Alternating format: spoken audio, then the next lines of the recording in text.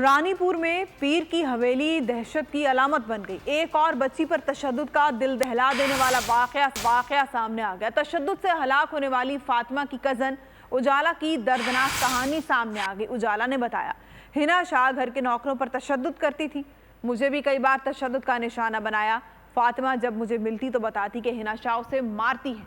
मैंने डर के मारे शिकायत नहीं की, बल्कि हवेली का काम छोड़ दिया। हर कम कराईंदी, जे गलत कंदी मांस तो माराईंदी, पाण कुॾींदी गोगा ॾींदी, बाथरूम में पाण गोगा ॾेई पोइ वाइपरनि सां मारींदी।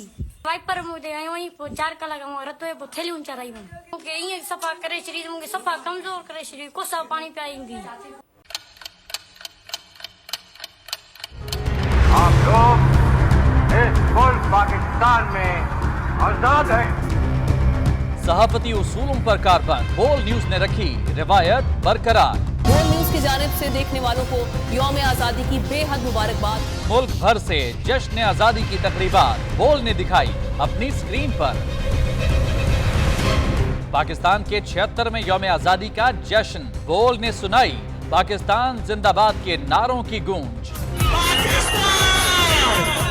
बोल की सबसे बड़ी ट्रांसमिशन में पाकिस्तान का नाम रोशन करने वालों ने दिए कौम को पैगामात। बेपनाह मुश्किलात का सामना करके इस मुल्क को हासिल किया। आज़ाद कौमों को बहुत सी कुर्बानियाँ देनी पड़ती हैं। 76 वालियों में आज़ादी का दिन जोश खरोश के साथ मना, क्योंकि जिंदाबाद पाकिस्तान ये है बोल की पहचान।